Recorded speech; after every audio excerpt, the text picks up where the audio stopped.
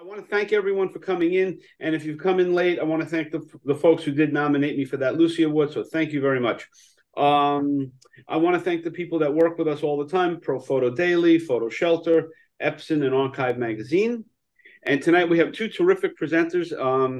One's a very dear friend, one's a new friend. One is Amy Arbus, who's a dear friend. And our first presenter is Michael Ruggiero, who will be presenting with us for the first time. So we're thrilled to have him. So Michael, take over the screen, and off we go. Ah, very good. Nice job, Michael.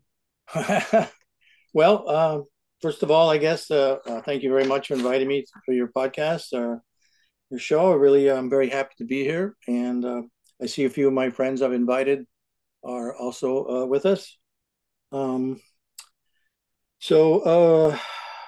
This is kind of new for me to be doing this, so I just bear with me. I'm going to show you some sample of my work that I've done over the past 5 decades. I know it's a very long time, but I'm condensed it down to each 10 years or so.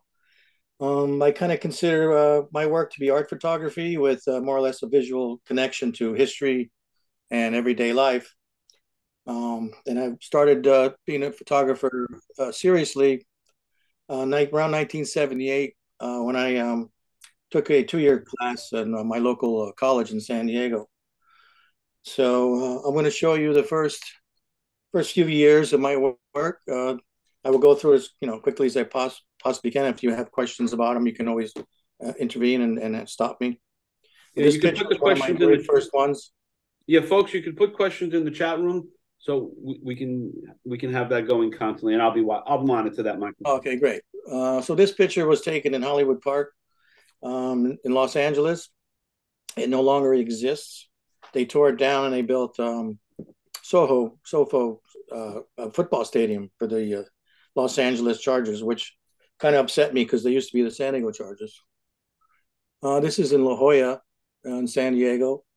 This is, again, all these pictures are around 1980 to 1983. I was just, learning, to see. My influences were many from school, specifically Cartier-Bresson, Robert Frank, Walter Evans were in my earlier ones. This was also in San Diego, near where I used to live back in the day. Kids playing on the street. This was in Mission Bay Park. They pretty much explain themselves. The way I like to take pictures, I don't like to really talk about them too much. You just view them and get your own idea from them. I try to show some good composition with an emotion tacked in there somewhere. These are just some little league kids. It was called, geez, I forget what it was called. Anyway, Pop Warner. There was a little Pop Warner back out in those days. And this was downtown San Diego. Where's my haunt back in the day, back in the early 80s. Yeah, so Michael, what motivates you? What motivates you on taking some of these shots? I mean, how do you come upon them, and what allows you to say that's a good shot? In the beginning, it was more about composition and trying to find something that was paradoxical, I guess. Like you have to figure out what else is going on besides the obvious. So in this particular picture, there's a lot of lines crisscrossing.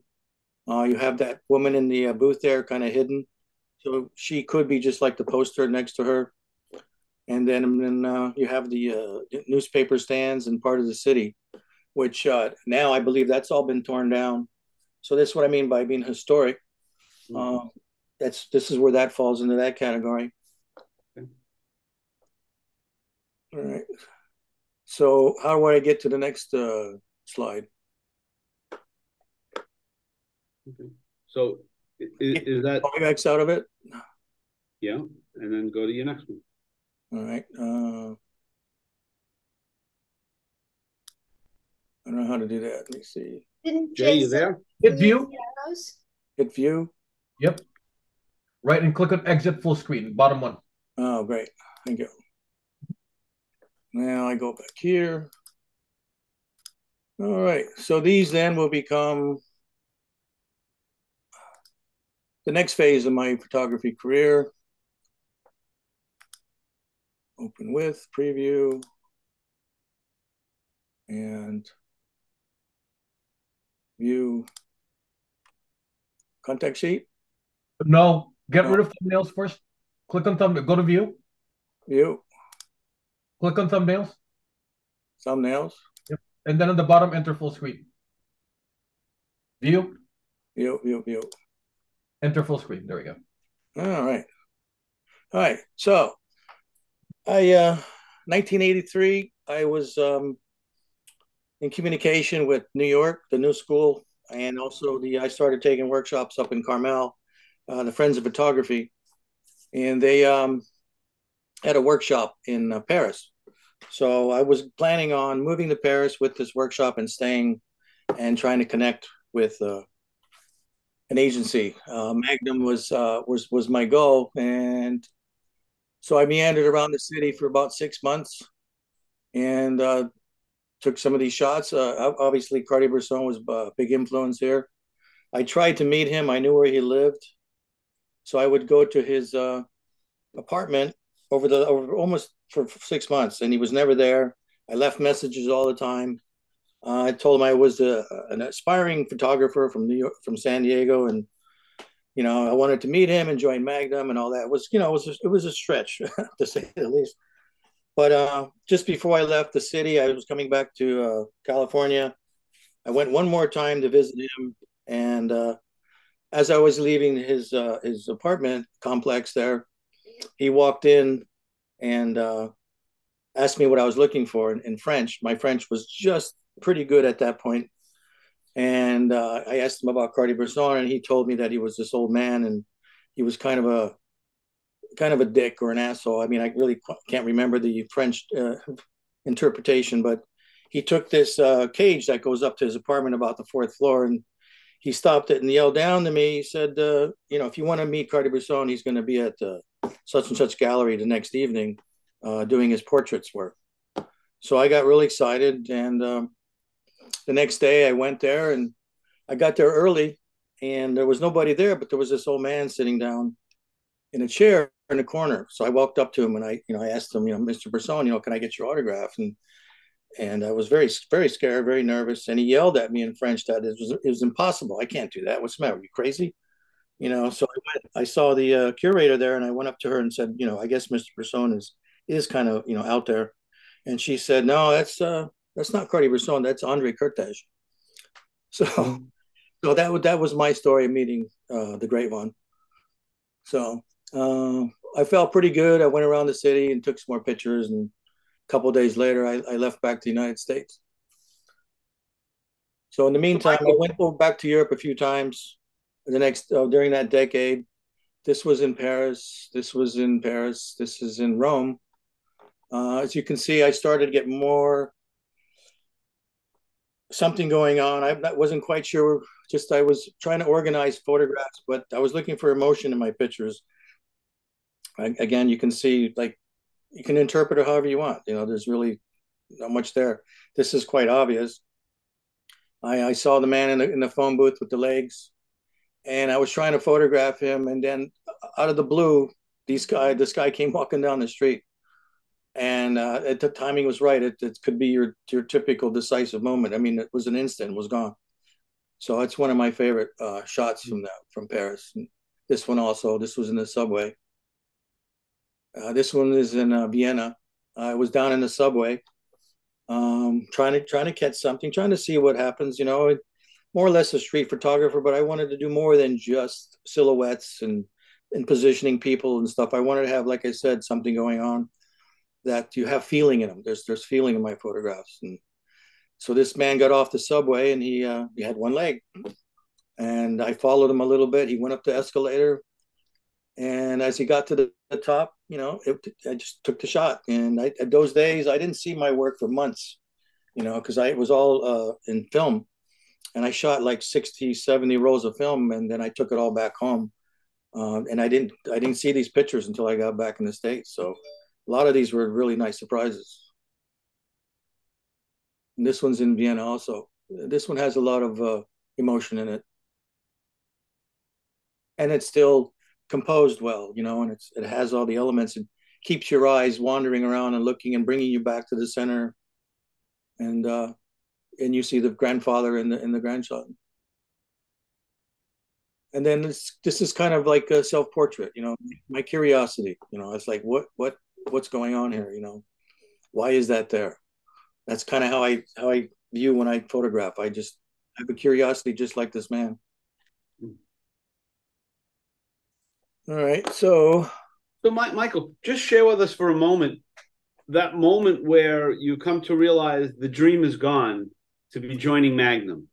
Because we all have sort of these moments in our lives that, but I'm going to keep on going. Like, so how was that for you? You were a young man.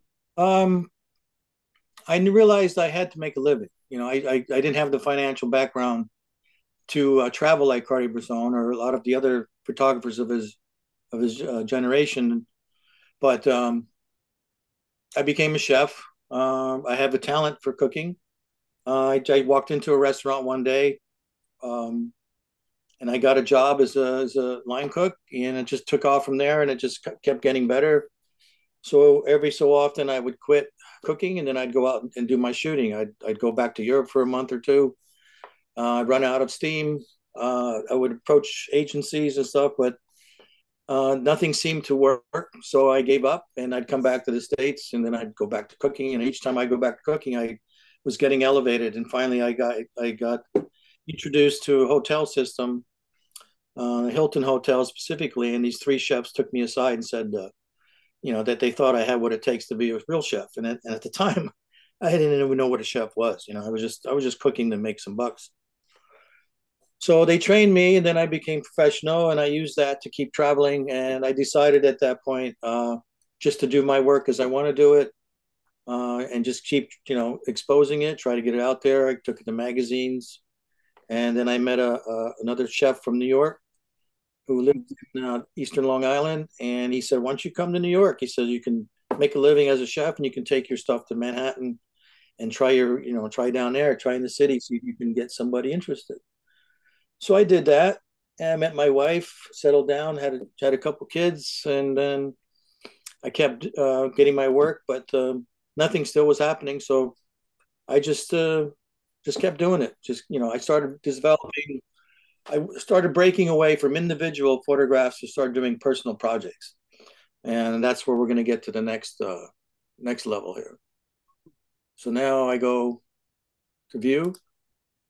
Exit full screen. Exit full screen. Exit out of here. Yep. So, Michael, you get punched in the stomach, but you just kept on going. You found a way. Yeah, because I just loved what I do. I never gave up on it. If I make it, I make it. To me, I've been very successful.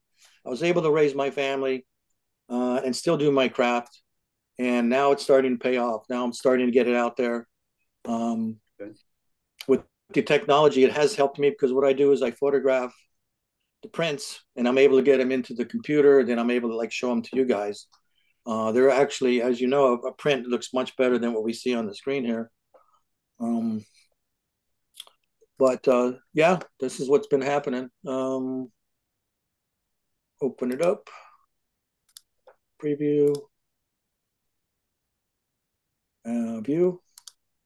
Full screen. All right, I'm getting better at this. By the end of the night, you're going to have it down, Michael. For the next one, that'd be great. So, as I was living in New York, now we're talking in the early 90s,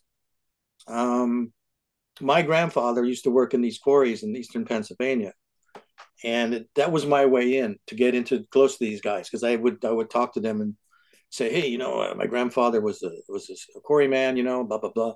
And some of them remembered him and some didn't. But this is, they call a man box. And these guys get in this box, and they go in the quarry that's like 400 feet deep. And they work year round. As you can see, was probably winter, and they're getting ready to go down in the hole.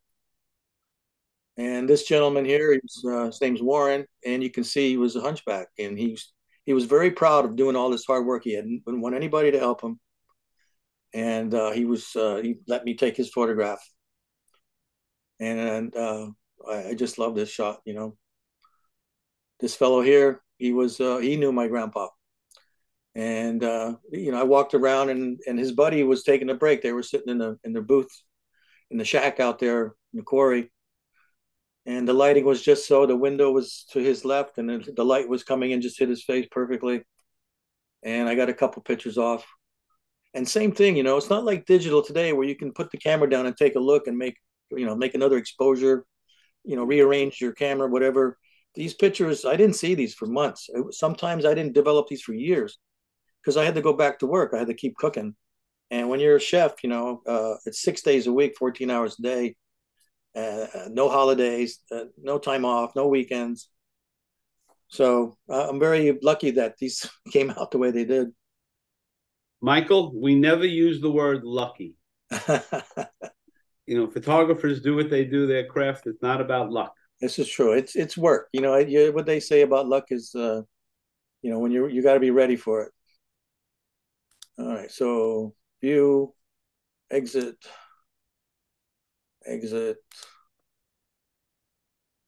All right, here's the next batch. Enter. So, Michael, you ever think of putting together a book? Yeah, I have. I've worked with Harvey Stein a few times. In fact, he's invited me twice now to the ICP to do a guest talk about my work, and yeah, he's given me all the tools to get a book published, but I have not been successful with it for some reason. You know, a lot of magazines, book publishers now, they want money up front, and I just don't have that kind of money. So my other option is self-publish. So I do all this by myself. I have nobody helping me, and my plan is to go through all this work and do a 55-decade scenario of all my work, or separate them into different books, like the Quarrymen, the Truckers, which we haven't got to yet, and so forth. Mm-hmm. But again, down in the quarry, these guys are down about 400 feet, and they were taking a break. And I said, "Hey guys, can you go up against that wall there?" And they lined up just like that, and I got the shot. You know, I mean, I love the background. You know, they're almost floating. This is one of the engineers in the upstairs there.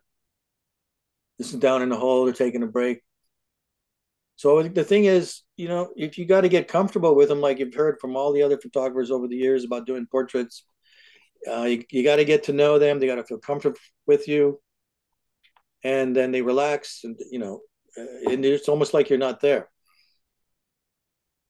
This is one of my favorites. This is still in eastern Pennsylvania. This is down in the hole in the winter, obviously, and the wall behind them is all layered, full of ice. It's all where the water comes down and it freezes. And these guys are going to work down there. It's, you know, freezing. It's 30 degrees. And there's the big the hoist that goes up that brings the bandbox up and down to the left there. And you can see on the bottom there's a big slab that they just broke free. They got a chain wrapped around it, and they're going to pull it up, attach it to the crane there, and that's going to get pulled up. All right, so that's those guys. All right, Michael. Yo, who are you? Who am I? I think a lot of us are saying, you know, how come we haven't seen, you know, this work before? How come we? I don't know. I don't know. Maybe now. I don't know. Yeah, no, it's terrific. What else? Okay, exit. So exit this guy.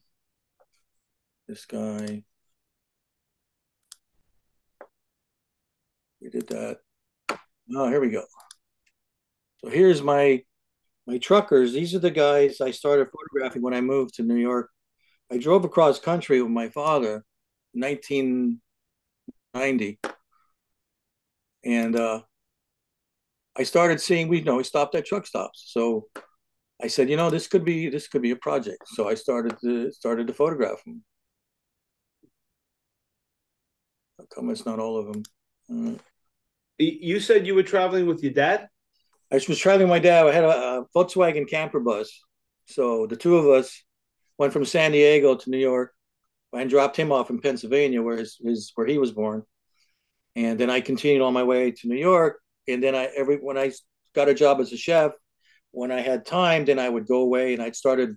First time I hitchhiked across country 3 times, photographed these guys, and I found myself stuck a lot. I couldn't. I was in a lot of cities, stranded. So the next time I went out, I took the Volkswagen camper bus, and I was able to camp out in these truck stops, and I started to pick up their lingo, and I became one of them. I had cowboy boots, the plaid shirt. I ended up buying a cowboy hat in Texas. I started carrying a thermos with me for coffee, and I would go into the coffee shops like this one, and they would take care of you. The counter people would say, "Oh, you're a trucker, let me fill up your thermos." And I discovered that this might be a way of life that's disappearing because of, again, technology. This was now into the late 90s. And the truck stops are no longer these individual truck stops. You can't find these anymore. Now it's all what they call travel plazas. So you got cars mixed with trucks, and the trucks are all self-contained. They don't really need to find these places anymore.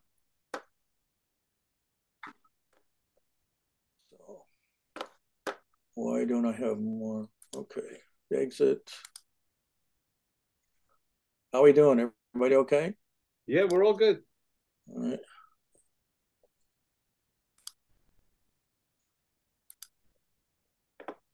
So this is one of the truck stops I got to. And again, I meander around. Just like I said, as if I was a street photographer. I learned that from Robert Frank. And then eventually I started to discover Winogrand and Freelander, Eugene Smith, Kodelka. Again, a lot of crisscrossing of Magnum photographers, and this is what I wanted to do. So I did it on my own. You will not be deterred. No. I'm going to keep doing it. I live in Virginia now, and I'm finding other things to photograph. I'm working on a few projects, but I'm going to keep those to myself for now. And Michael, did you ever shoot color? In the beginning, when I was in the Coast Guard, we were in Japan, and I bought my first camera. I bought a Pentax Spotmatic, and back in '73, everything was Kodachrome. So I shot some stuff in Vietnam in Kodachrome, and when I brought it back home after around 75, 76, people noticed that I had an eye. So, but then I gave it up. It didn't really hit me yet until I went to this class in San Diego, and the instructor showed me all this stuff in black and white, the Cartier-Bresson, Robert Frank, Walker Evans, all those classic photographers, and it just knocked me over. I said, this is what I want to do the rest of my life. Whether as long as I can have a camera and take pictures, even if I don't develop them, I know they're there, and I just keep going out and doing it. This was inside the cab itself. A lot of these guys, you think they're mean and all that stuff, but they invite you in. I would say about at least 80% of them said, no problem, can take my picture. They were happy to, for conversation.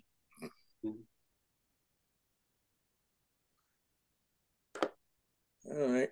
And Michael, what is your favorite dish that you cook? Oh my God. Well, being raised Italian, I'd have to say, probably lasagna. And the other half, my mother was Hungarian, so that would be a chicken paprika. So between the two, those are my favorites.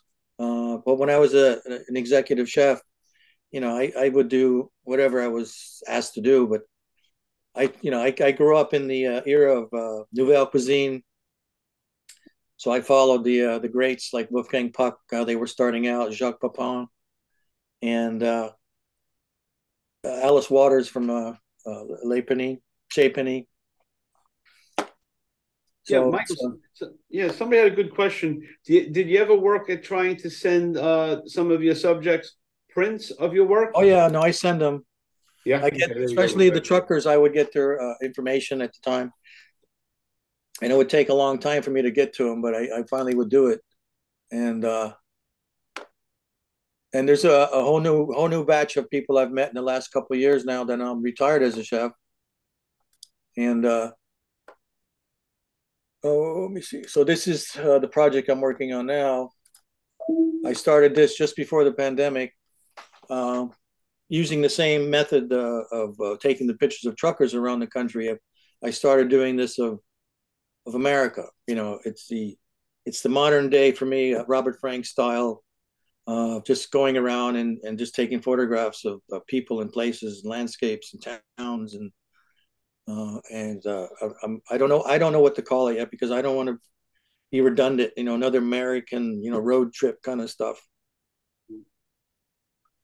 So I haven't figured out yet what to do with this yet. But again, like you were talking about doing a book, this is what I want to do. So this is in Florida.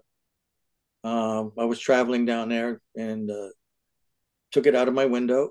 You know, this is Gettysburg. Everybody takes pictures of Gettysburg, of the statues, and standing on a statue or looking in the background of where the war was.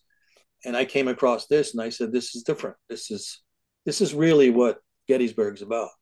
To me. Again, during the pandemic, truck stop was they pulled all these seats off because you couldn't sit next to each other. Yeah, and Michael, did you ever shoot any of the chefs that you worked with? I've been asked about that. Hey Carlos, this one's out to you. But I am too busy. I didn't have the time. I mean, it's really intense when you're in a kitchen, especially I was in a high-end restaurant. I'd have like 15 cooks to take care of. We'd have to put out, fine dining, about 400 people. So it was nearly impossible to do that. I had thought about that, but that's not really the kind of work I wanted to do. So I did. This is what I like to do. This is more me. Well, this picture is for obvious reasons, but I like the way I composed it. It's every time I look at it, it looks a little better to me. The way the tree on the right, the telephone poles, the brick in the middle, bottom. Keep America great. What can I say about that? So. Don't say another word, Michael. And again, just driving around, I saw this come up on the right. I got about half a mile down the road, and I said, you know what? Just turn around and take the picture. Go back there and see what you can do. So I did. I spent a good half an hour, walked around, and this is the result. So that's the first half of my American journey. And then exit full screen. No, what did I do wrong there? Exit full screen. Okay. View. No. All right, this is some of the most recent stuff I've done. I'm not really happy with them yet. So I just made these today. I copied them. I've been printing. I still have a few more rows left to do. But I'll show them to you anyway. But you can see, why is that like that? You went back to the same one. Oh. And Michael, are you still shooting film? I'm still shooting film, and I'm starting to shoot more digital because one of the projects I have, which I haven't showed you, is I've been working with trains and driving, going across country with Amtrak and shooting out the window. And I can't really do that with film because it's just the speed alone and trying to keep things in focus has been difficult. So I've started going into the digital work so I can shoot it at 28,000 ISO and a thousandth of a speed, which you can't really do with film. So this is somewhere in Iowa, but these will be a little out of focus because I rushed through them. But you get the idea, you know. So I'm moving along here, and sorry this is out of focus, but these are again. I'm getting more involved with people. I'm not so much now just trying to get a composition. I'm actually speaking with people, talking to them, asking them questions.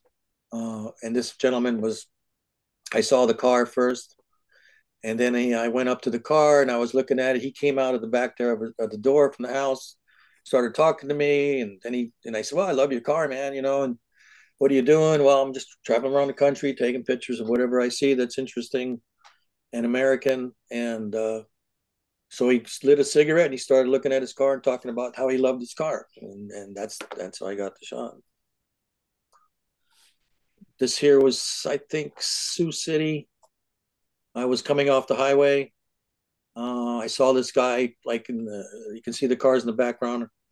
I was one of them cars, and as I came up to him, you know, I rolled my window down, and I said, "Can I take your picture? Would you mind?"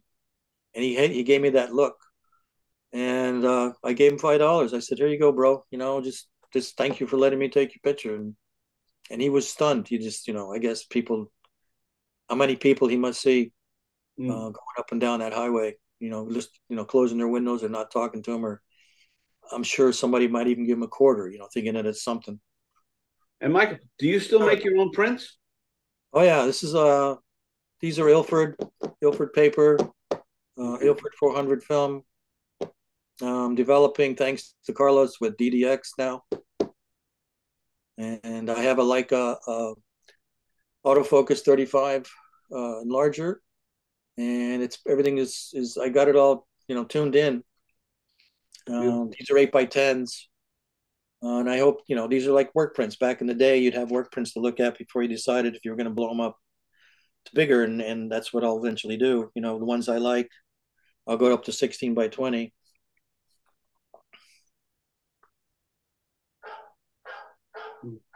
Oh, quiet. And what can I say? It's just an oil train out there in the middle of nowhere. This was South Dakota. This one I love. This is in New York, Olean, south of Buffalo, and it was a semi-pro game in this small town, and the little league kids were just hanging out, watching the game, and I got my position myself to take their photograph plus the game, and I, you know, waited to get everything lined up with the pitcher throwing the ball, the batter. You know, I always like screens. I like poles in the way. You know, I like the separation, like frame to frame. Those are things that attract me. That's I usually position around to get like that. This one, I followed this Amish group in Niagara Falls for half the day, and I just didn't know. I didn't again want to make a typical shot. You know, I didn't want to make, oh, these are Amish and they got hats and, you know, they have their style of living, and I was this separation of two different families from two different, you know, centuries basically. It's just it's again, what can I say? It's just it's all got all that emotion in it, and it doesn't have all great composition, but it gets the point across. Like this one, you know, there's a lot of stuff out there in this country that we don't see, and that's what I'm kind of after, you know. And then of course it's my own personal view. This guy was selling fireworks, and I asked him if I could photograph me, and he said, "Yeah, come on, yeah, take my picture." Blah blah blah. And I walked around. I tried to get a frame it, and I saw the man cave on the bottom right there, and I said, "That's it. That's all I need."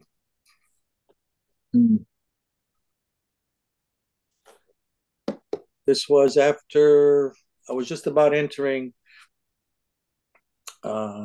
this town up North Virginia. I was going to take this ship called Badger. I can't remember the name of the town in Michigan, but it takes you across Lake Michigan to Was that Minnesota? I don't know. Wisconsin? Wisconsin, yeah. Wisconsin. Wisconsin. Yeah. It's in Wisconsin. Wisconsin. Yeah. So I was late. I was only about 10 minutes from the dock at this point. I was running, late. And I same thing. I went down the road and I said, I don't care if I missed the boat. I got to come back and photograph this. I got to figure this out. So I went back. I took a few shots, and again, you'll see, telephone poles, and the composition is pretty good, but it's obviously what it says is what makes the impact. And on the ship, was a lot of Amish and ladies, and they were coming back from Michigan to go to Wisconsin, and they had somebody drive them because they as you know, they ride in horse and buggy carriages, so they have somebody drive them for them. They were super friendly. I really got to know more about the Amish instead of just photographing them from afar. And I think this is the final shot. I walked up around the boat, and I saw this kid, and I was photographing him from behind, and he just turned around and looked at me, and that was it. That's all I needed. It's one of my favorite ones now. And I think that's it. Great. Well, that's really beautiful, beautiful work. I think everyone is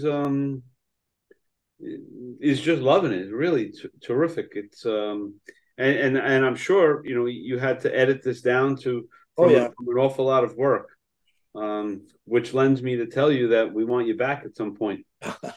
Well, thank you. That's yeah. I mean, you'll scroll through the chat room there, and you'll see all the comments. So, thank you very, very much, Michael. That's really great. Thank you very much for having me. It's been a pleasure.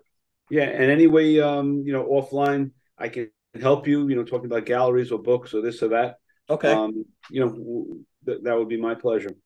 So, next up is our dear friend Amy Arbus. Oh, one thing I want to say: anyone who came in late, Michael's talk and Amy's talk will be on our YouTube page, so you can see it there and have folks come there. And if you do go there and you do see it, please subscribe to the site, to our page when you get there. So now, Amy, you share your screen, and we'll see Amy's work.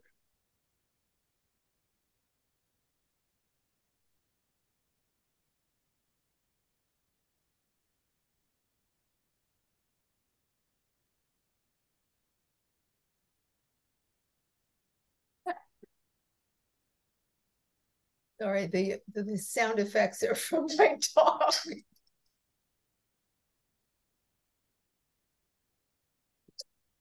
Okay, we good? Yes, Amy, you're all there. Okay. Let me just see how to advance. There we go. So let's see. This was taken by a colleague of mine 35 years ago. And we just discovered it recently. I guess he had been during COVID, he'd been going back through his work. And he said, "Oh, I have a picture of you." And I said, "Let's see it." And it just happens to have been taken on my street corner. I did not live there then, but I've lived here for many years, 35 since after that. So I just wanted to show you all what I looked like when I was doing pictures. So this is my first work. I was living in Boston. I had gone to school at Goddard, and then I transferred to the Museum of Fine Art in Boston, and I went to Berkeley as well, College of Music in Boston. Then I moved back to New York, where I'd been raised, and worked for a fashion photographer to learn about how to be a photographer. And after 2 years with her, I ended up working for the Village Voice, doing a style page. So in Boston, I befriended a woman who worked at a clothing store, and she was incredibly androgynous. Like, you couldn't tell whether she was a man or a woman, I thought. And we had wonderful fun dressing her up and taking pictures in different locations.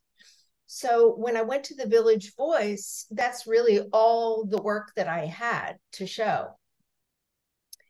And before they actually gave me a job, they said, you know, we'd like to see what you can do for a couple of months, you know, do it on speculation. So it wasn't initially a job, which was actually really wonderful because I needed to figure out what I wanted to do and how to do it. I remember. And what year is this, Aim? 81. 81. Okay. So I worked for the Voice for 10 years for the 80s. And one of the incredible things about the job was that I got to participate in the design of the page. So I could think about what to photograph, and you know, I would think thematically. So sorry, it's just not advancing. Oh, play. There we go.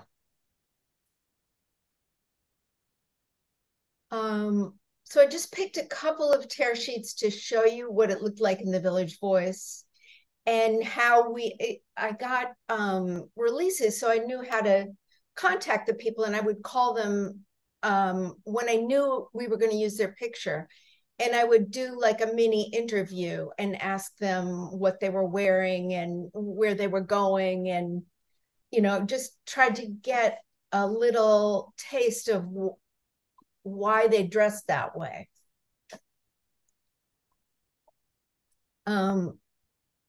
I just thought this guy with the eyeliner, I felt like I asked him many years later why he did that, because to me it looks like he's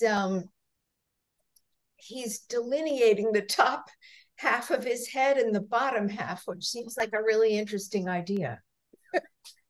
But it was all the way it looked, according to him.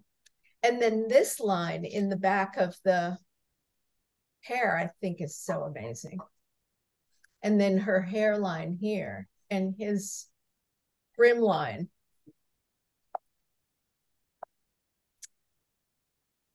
I'm having technical problems too. It doesn't want to advance. Is Jay around? Jay.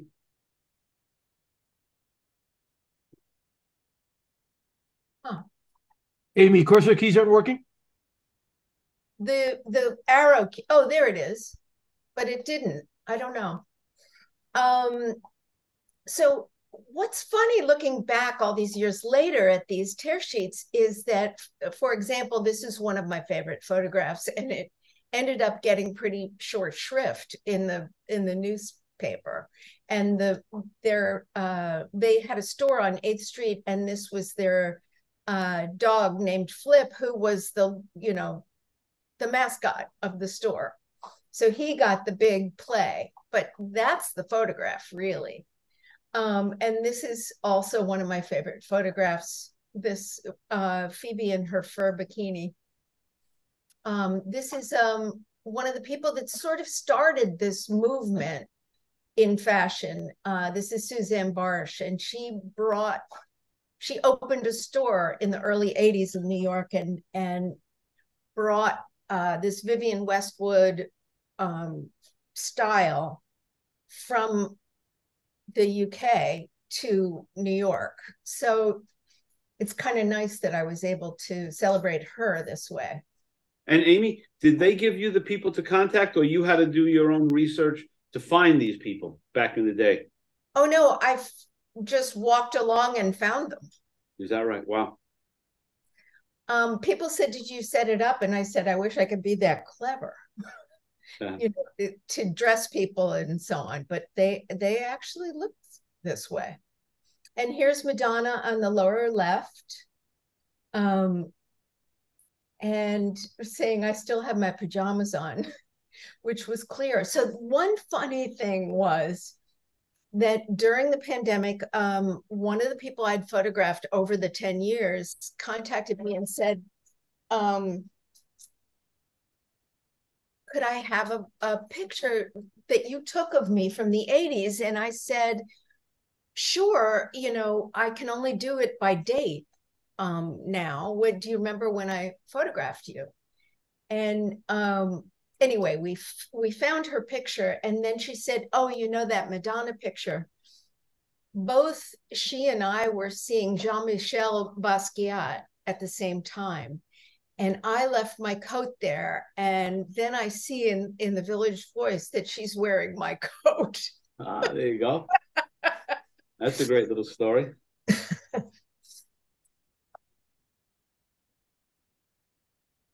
That's very fun.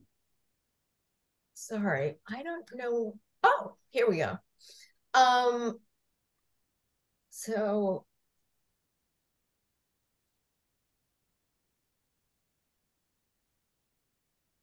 I just stopped people that I thought were interesting and that I thought would make a compelling photograph. And I placed them in front of the background, but mostly just to simplify the background because New York is so messy and full of stuff. And I just wanted simpler backgrounds. You know, I was proud of the fact that I echoed the shape of what he was wearing with the shape here. And I figured out a way to photograph him from behind because I thought the clothes were more interesting. So I told him to look into the garage there.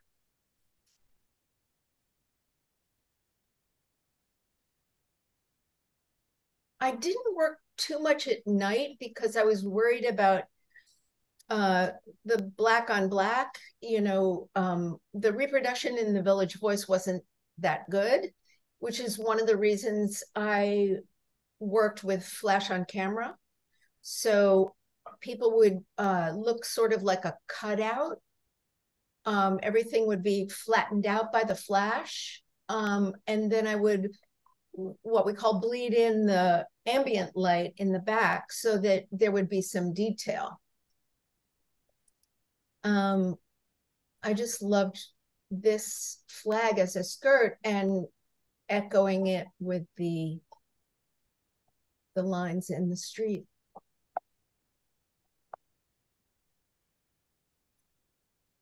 Let's see.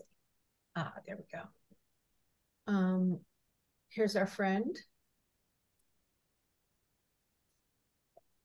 And again, the echoing of this and this. Sometimes it's more subtle than other times. And this was my friend who I started working with in Boston doing street fashion pictures. I didn't think, oh, I want to do street fashion. I just loved her style. And we came up, you know, she was into being photographed, and we came up with locations that we both liked. And this was when both of us had moved to New York, and she was pregnant with twin boys.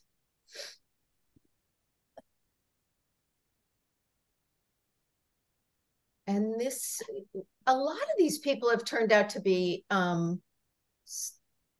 she's a big designer. This is Anna Sui, you know, performance artists, musicians, who else? Mostly artists, interior designers. So, Amy, a lot of this, you got these images and this talent because you were living that lifestyle as well. Not really. I didn't feel like I was part of this scene, but I wanted to be. Right. I lived on the Upper West Side. I was sort of not as cool as the people that I was photographing, and they were like 10 years younger than me. So what was the motivation? Just to wanting to be around them?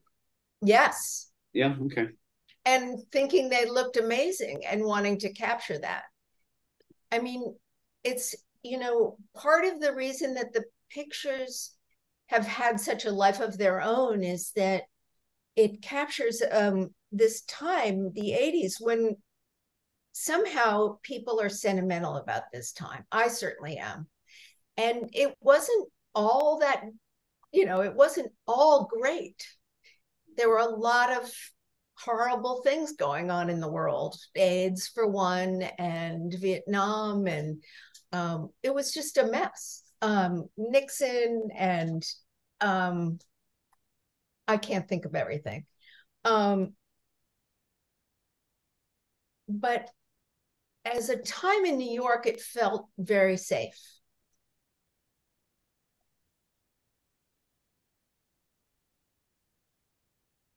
I remember thinking that this might make it look like I was trying to make fun of her, but I really honestly wasn't. I was just intrigued by that kind of skirt. This is one that people said, did you dress her up? And she's got a car, a ring. She's got, a measuring tape here, really long eyelashes, and stars that glitter. Amazing. And her purse is just like her coat. Amazing.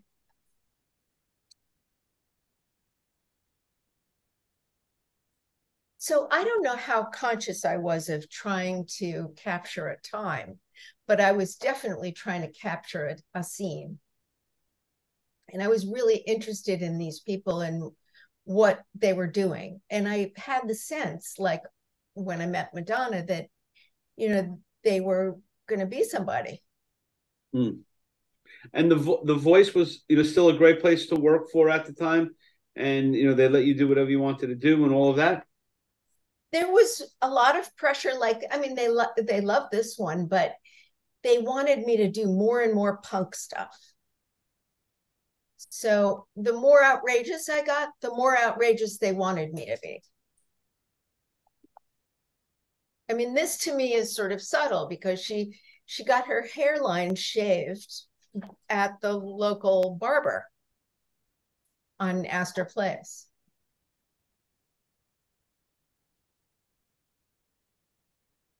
So, for example, this isn't a picture that they would particularly love, but I thought it was like so perfectly thought out with his armbands, and then he had two belts, and everything was purposeful.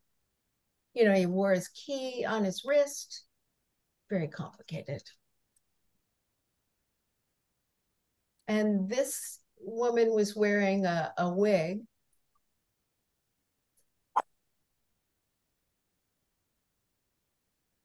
So a lot of these people I contacted years later and I only got about 10 of them and rephotographed them 20 years later.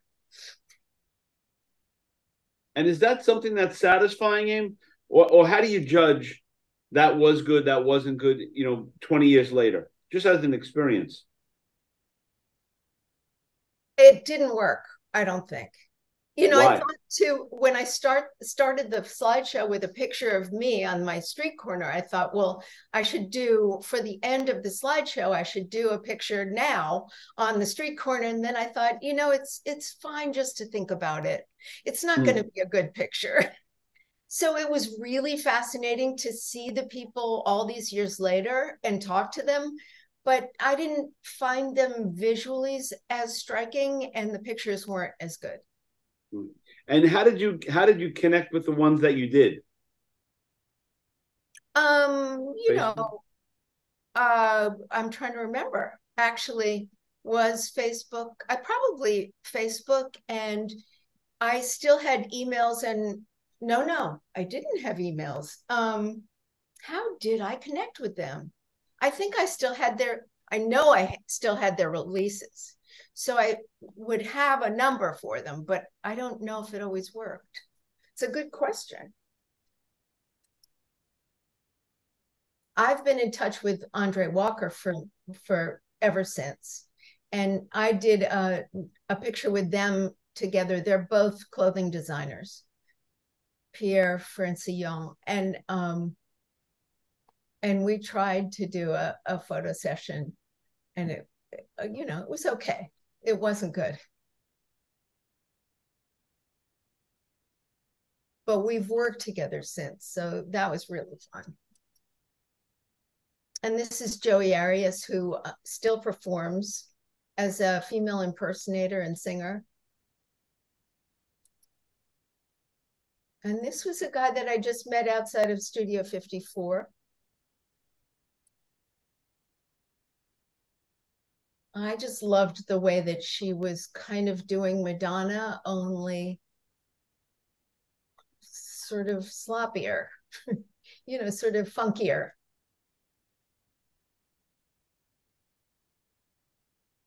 And this, although it did run in the Village Voice, was really for a day in the life of London, which I'll tell that story some other time. It was one of the worst days of my life, but I did get this photograph, which makes me very happy.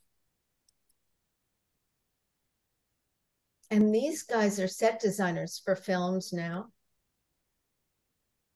I just loved how, I loved how they looked alike and so striking.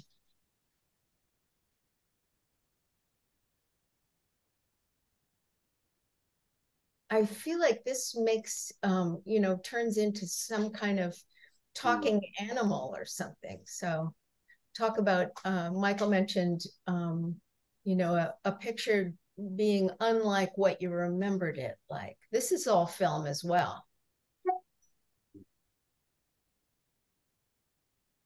And I was walking downtown to my usual haunt, and I passed the band The Clash, knowing that they were in town. They were waiting. They were going to be extras in The King of Comedy.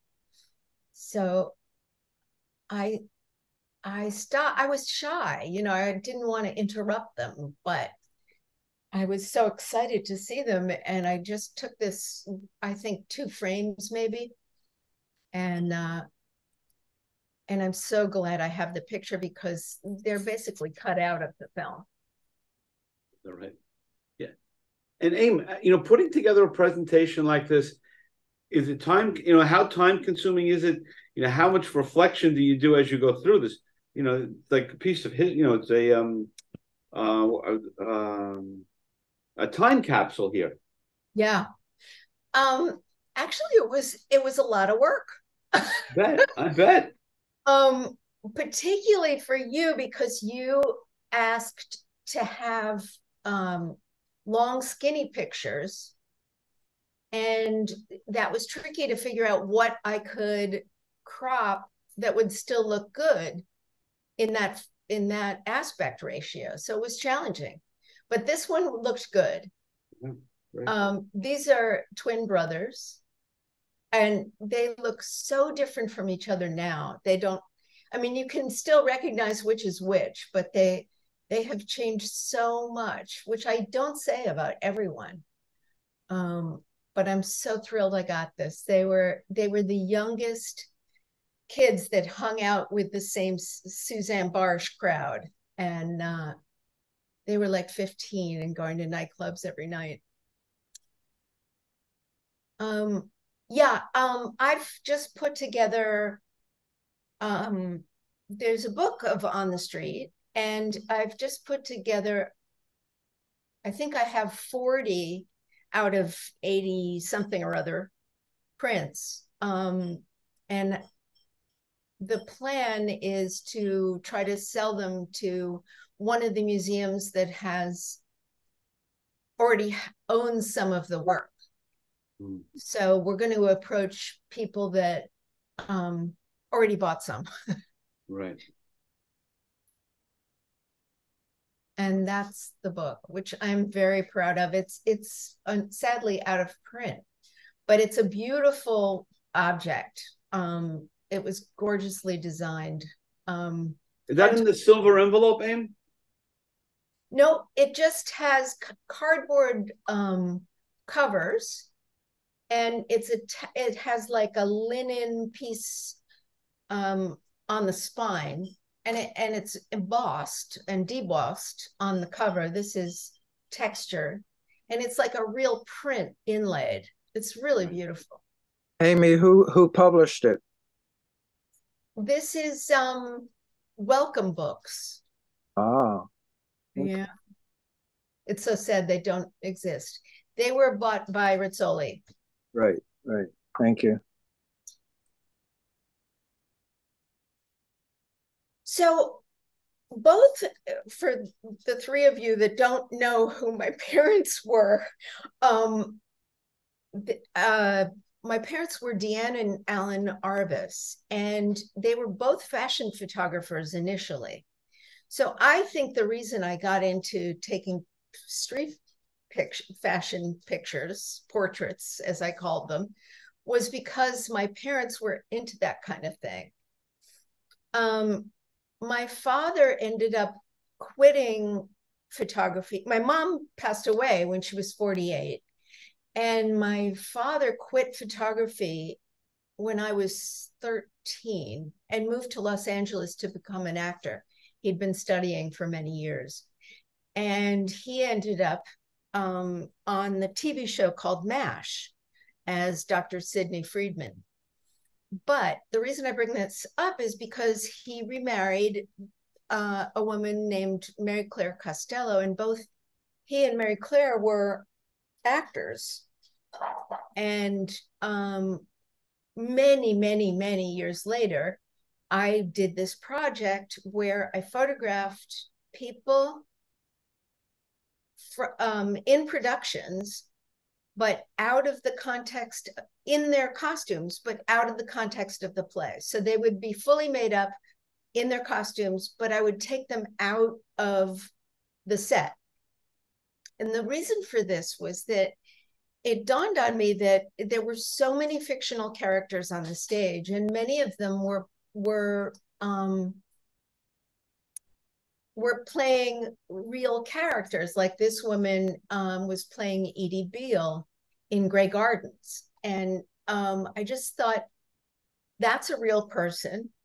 And wouldn't it be interesting to like see her in a real environment? So this satisfied my incredible urge to see a lot of theater.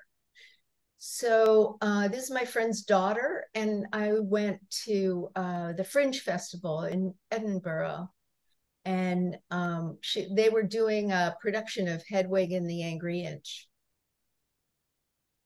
So, Amy, was it hard to get the talent to understand what you wanted to do? No. Or was it more you making it fit in your mind what you were doing?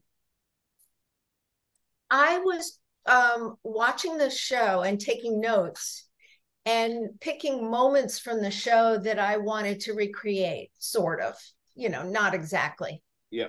This was a moment in a production of Sweeney Todd. And I mean, the version that's on Broadway now is totally different, but fabulous. But I had them recreate this moment. And then the director took it out of the show, which didn't matter to me. I just loved the moment. So this was for New York Magazine, because as I did it over the years, I brought it to a couple of magazines to see if I could do it on commission. And that allowed me to bring an assistant and some lighting and work, in difficult lighting situations, and photograph more famous people, and get access to more productions that I wouldn't have normally. So Martha Plimpton and Ethan Hawke.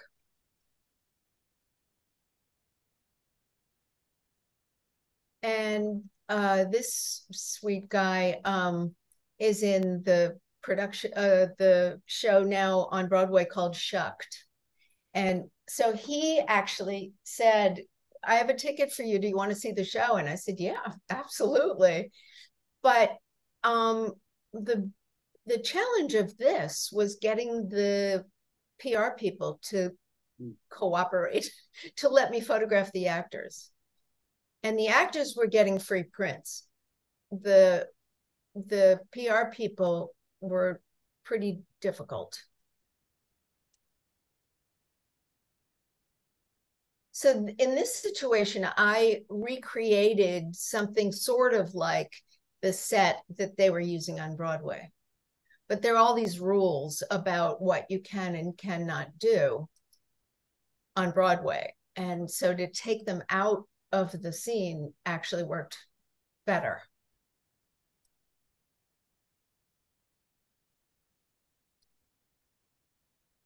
Ed Harris was amazing. We barely spoke, but he was such a sweetheart. So with the PR people involved, how did you navigate that to allow me to do this and then have the talent buy into it as well? Well, the talent wanted to do it because they got a picture of that character. Mm.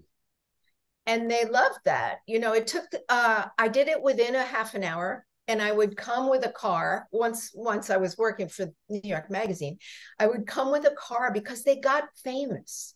The whole theory of mine was, and truth be told, it came to pass, was that these theater actors were going to be in movies and plays and TV, and, that they were going to be everywhere, not just on the theater, because theater is kind of like a movie. Once it's over, it's over, unless you watch it again. So you're banking on getting this talent before they became that talent in Hollywood, knowing that some of these people would. So this is Mark Rylance. He's won like 3 Tonys since I took that picture. But I mean, I just think it's an amazing character to have gotten. But it's cool that it's Mark Rylance, who Right. Was the head of the Shakespeare Festival in London. And did you get these folks before a performance or after? After, because they were in makeup, in costume already. So it was usually between a matinee and an evening show. Ah, okay. And how much prep work did it take to get these folks, with the PR people and on and on and on, all the layers there? It was a lot of work. I mean, I went location scouting. I found this place. And when I saw this production, I said, oh, they'd be perfect in that spot. And sometimes I paid for locations. I mean, it was crazy. It was super fun, but it was crazy.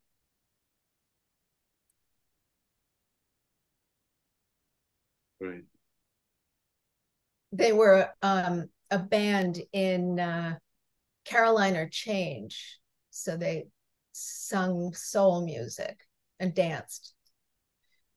And this is Leah Schreiber, who's doing Doubt on Broadway soon.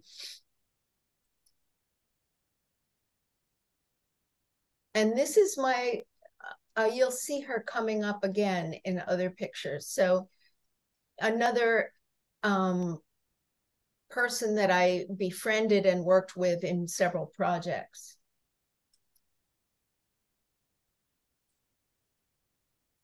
My favorite story about these guys is that it was the last day, and they were right in Schubert Alley, which, if you don't know Broadway, it's like where all the streets converge. And they came out of the stage door, and Fred, the male, had a transistor radio listening to the ball game. And I was so, I was so nervous about exposing the actors to fans because I thought, they'd get waylaid and we wouldn't be able to do the picture because people just wanted autographs and talk to them. So I thought I missed the photograph by not photographing him with a transistor radio. But Elizabeth Marvel was pregnant at the time, and when I sent her the print, she said, "I'm hanging it over my kid's crib." And I was like, "Are you sure it won't scare him?"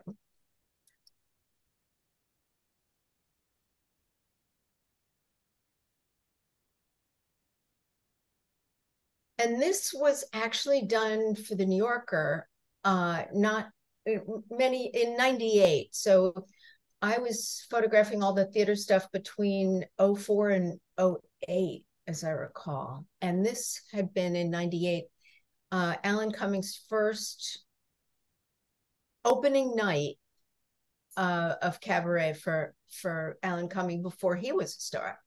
And then he did it 16 years later, and we recreated the photograph, and that wasn't as good either. When do you stop, Amy? When do you stop trying to do that? When what is it called? The cost benefit analysis. You're not getting the good stuff anymore. Yeah.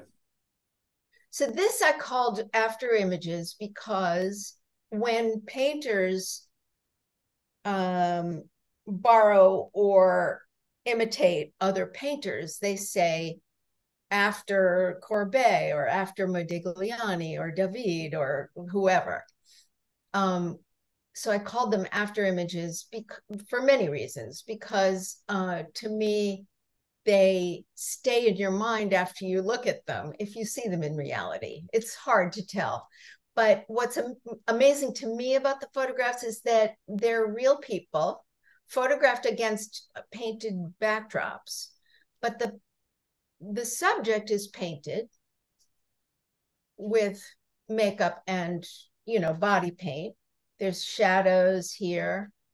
And the eyes tend to pop and look really real. And you see when there's a big print, you see all their veins and everything. So it's a real person, but I'm imitating paintings. I was trying to think what made me do these pictures. And, I couldn't think of anyone in my family except my grandfather was a painter. But I loved these. This is from Picasso Blue period.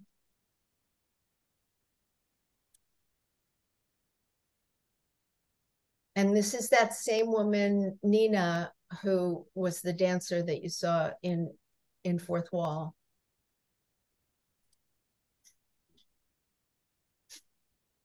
And this is a Balthus. So I'm not exactly imitating, and it was fascinating to do because I had to create a very soft light to get the hard light feel. I don't know if that makes sense to you. I don't know how to explain it any better. Let's see. Yeah, this is a hard light, but this is a soft shadow under, on, and these shadows are painted on.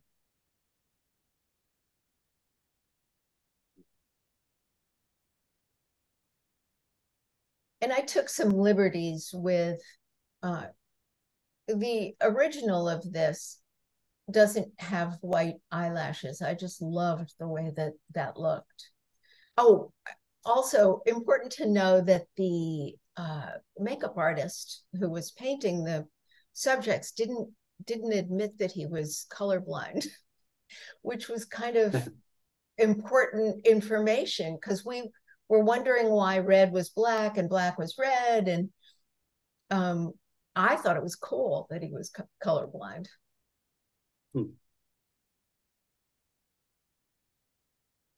How long to set up each shot, Aim? I did it once a week for 9 months, and we did a couple shots a day in a background studio. So we do 2 or 3 in a day. And yeah, that was a good, I mean, I didn't always get a picture, but that was a good, so about a half a day. But we would plan it, you know, the stylist, and we would talk about the background. It was complicated. And then we luckily had a painter on set, and he would paint the props for us.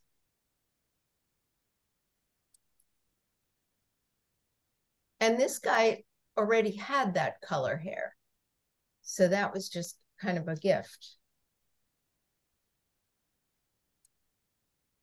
And this is my latest project. Oh, I wanted to talk about, oh my God, I wanted to talk about photographer's block, because I had the worst one of my entire career 4 years ago. And right before the pandemic. And it coincided with me turning 65. And it was really terrifying, because my identity was so wrapped up in being a photographer, and is so. And I had to think of a million ways to keep myself busy artistically, because I wasn't liking the pictures that I was taking. I wasn't inspired. How do you recognize you're in that moment of a block, Aim? You don't like any of your pictures. That's okay. And you don't want to shoot. And you don't want to shoot. Wow. Yeah, the pandemic was traumatic for me. I mean, I guess it was traumatic for everybody. But this so the circus pictures happened this summer. I just went to a show, and they said, take all the pictures you want. And I was sitting in the front row with my camera, and I was like, this is great. I love this. And I don't know if it would make sense to you. You know, like, I think we all have a different physical response to knowing that we're onto something creatively. Like, I just knew that this is something that excited me visually and metaphorically and symbolically and every way. And I just kept pursuing it. And now I'm like a dog with a bone. Now I can't stop. And also I realized that dancers do a lot of aerial work as well. So this was sort of a variety show. So that, for me, worked. So there were 2 circuses that were related family-wise that gave me permission to photograph. And so I went back many times, and now I'm going to every circus I can find.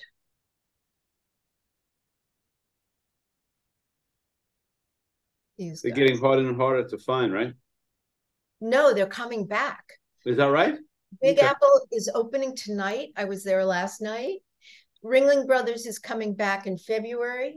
And being in New York is pretty good, because there's a lot in the, in a 100-mile radius.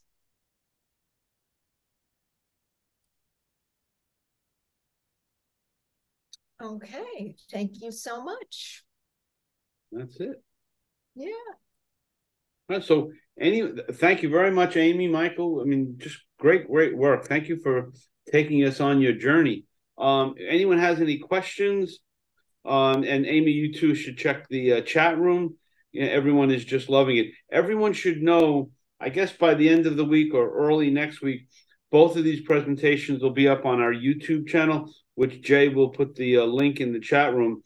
So you could see each of these presentations again, and you could, anyone who's missed it, you can let them know.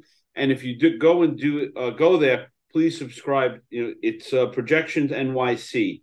And if you do go, if you could subscribe, that would be great. So you'll see these presentations, within the week. And Amy, you could stop sharing. Yep. But everyone, just both of your presentations, everyone just loved them. We really, really very, very inspiring. So when you realize, Amy, that you've passed this block that you had, how do you prevent it from coming back again? Is there a way? No, I don't think so. But I found the thing to do was just to enjoy my life, I mean, to try to figure out another way of being creative. So I, thought of pottery, and I took painting and drawing and I took photography classes with other teachers. I just did a lot of stuff. I was out a lot. I went to the theater a lot, went to art shows a lot, until it just happened. So you sort of forced your way out of it. Yeah. Right. I mean, it seemed, in some way similar to Michael, having the challenge. So I'll work a little bit, and I'll get back to my photography. Same type of thing. Here's my situation. I'm going to find a way around it and persevere without, never saying I won't. I'll stop. Right. I'm just going to find a way. Absolutely. Yeah. Right. You don't always have to be taking pictures. You can go to galleries. You go to movies. See a movie. A lot of movies have great stories and framing to give you ideas. You can just pick out something out of a movie, and you can follow that. Yeah. So, Michael, do you think if the opportunity had ever come to you where someone was an investor and said, I want to open up a restaurant with you, do you think you could have gone completely into that world? It would have been completely different. It was probably a good thing nobody did. Yeah. I mean, for us, I think we all agree with that. But Yeah. could you see that as like as you fantasize, as a possibility that could have happened? Yeah, I lived in the Hamptons for almost 30 some years. I did put myself out there a few times, but fortunately, I think it was great that I never got that opportunity. I just enjoyed cooking just as much as almost I do doing photography, and it's a great feeling when you can create something without having the pressure of owning like a restaurant. Let's say if I worked for the New York Times and I had to go out on deadlines and shoot 5 different stories a day, you get burnt out. And I'm very fortunate that I was able to just shoot when I wanted to shoot and do what I wanted to do. And I'm still doing that, and I love it. But yeah, it's interesting with both of you. Like you turn that switch on, and you're in that world again. That which is a beautiful gift, right? You're having this period where it's really a challenge, and then you push through it, and bam, you're back again. It's it's a test in perseverance. It's very nice, very, very nice. So, Amy, what's next for you? Well, this project is sort of morphing into dance. So I don't know. At first I thought it was just part of the same thing, but now I'm not sure. So we'll see. Right. So is that enticing? Is that frustrating? Is that scary? Or is it just like this wonderful journey I'm on, and I'm not sure where it's going? Like I mean, it's so challenging. Otherwise, I wouldn't be interested. Like today, I was working on a dance, and there was so little light. It was like, wow. Like some of the picture, some parts of the dance I couldn't photograph at all because nothing was coming out. But it was so exciting to be there trying to work it and learning what I would do next time. So I loved it. So the journey is part of the excitement. If you don't know. Definitely. Yeah. And I never it gets old. like they say, it's the journey, not the destination. Right. There you go. There you go. Well, I can't thank you both enough for doing this. It's really been a very fun night with great inspiration. I mean, for any of the photographers who are here who are, having those moments, just jump on the back of the horse, with Amy or Michael, and they'll take you on a great ride. Really great, really great. So I thank you. And Michael, what's next for you? Well, I'm continuing my American project. I'm dwelling more and more to digital. One of the projects I'm working on is small churches here in Virginia that have very small congregations. I'm talking maybe 5 to 20 people. Wow. Churches that are 100, 150 years old. I go inside these churches and just sit like any other, what do you call them, congregation person. Not really a religious person. So what makes it challenging for me. And after the sermon, people come up to me with very big smiles and ask me what I'm doing, and I tell them, and they have no problem with it, and I go to the next one. And so that's one project I'm working on. The other projects are ongoing. They're lifelong projects. The Quarrymen, when I get back to Pennsylvania, there's still 2 of them still operating out of maybe 120 back in 100 years ago. Truckers, I still, when I'm on the road, I stop in a truck stop. So these projects I've done, they're continuing. They don't end. So I have no end in sight for what I'm doing. So that's really enjoying what you're doing, right? That's what you're saying, right? Yeah, absolutely. Enjoying the ride, enjoying the journey. Ride. Great. Makes me feel good. I'm out there doing things and photographing. Like I said in the beginning, a bit of history and what did I say? Everyday life. Yeah, and a supportive wife the whole way through. Yep. Right. Well, she's been with me 33 years, so through thick and thin. Yeah, there you go. That's lots of thick. Yeah. Harvey, wake up over there. Yeah, Harvey gets all the credit for introducing Michael, you're terrific, Michael. Great to see your work again.